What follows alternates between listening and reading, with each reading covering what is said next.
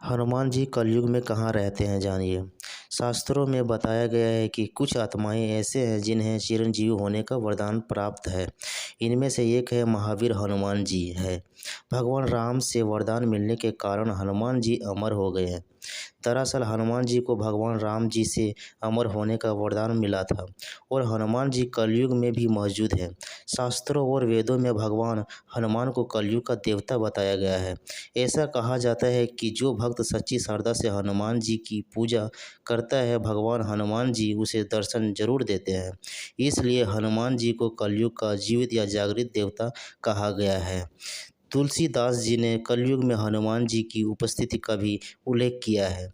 हनुमान जी की कृपा से ही तुलसीदास जी को भगवान राम और लक्ष्मण जी के दर्शन प्राप्त हुए हैं। कहा जाता है कि कलयुग में आज भी भगवान हनुमान इन 5 स्थानों पर मौजूद है।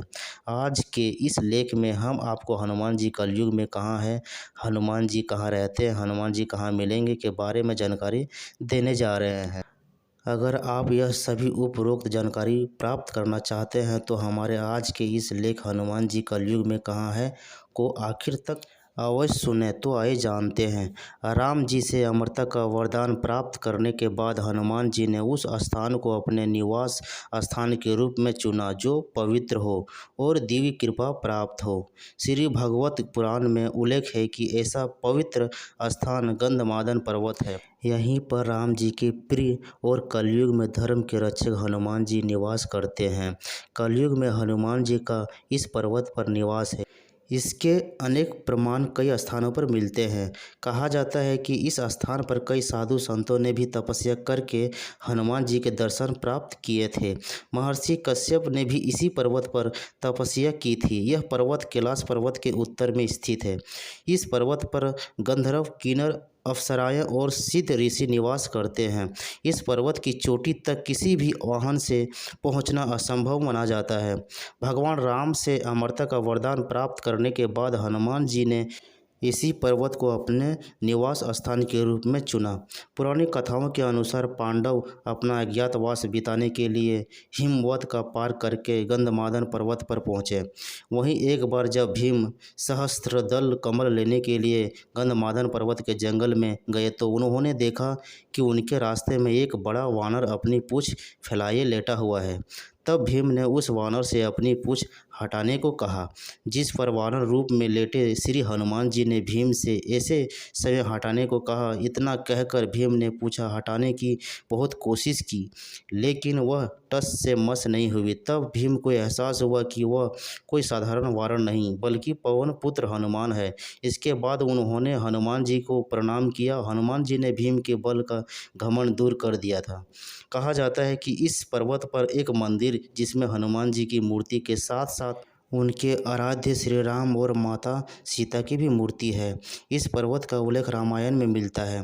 कर्नाटक के कोप्पर और बेल्लारी जिले के निकट किष्किंधा क्षेत्र में माता अंजनी ने इसी पर्वत पर तपस्या की थी।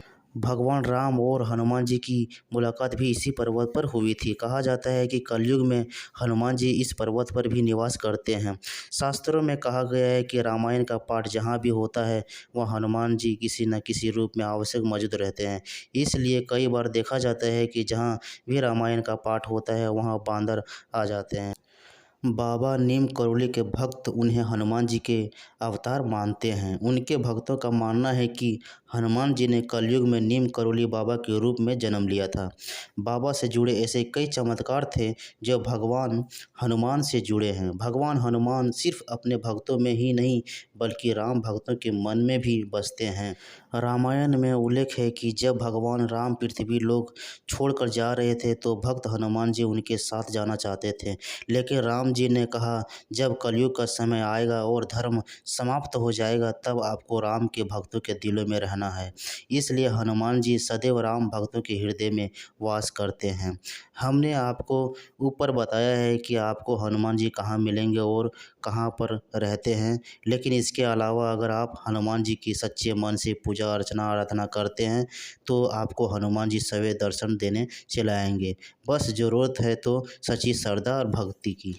दोस्तों, यह स्टोरी आप लोगों को कैसा लगा कमेंट में ज़रूर लिखिए और शेयर कीजिए, लाइक कीजिए और सब्सक्राइब। जय श्री हनुमान।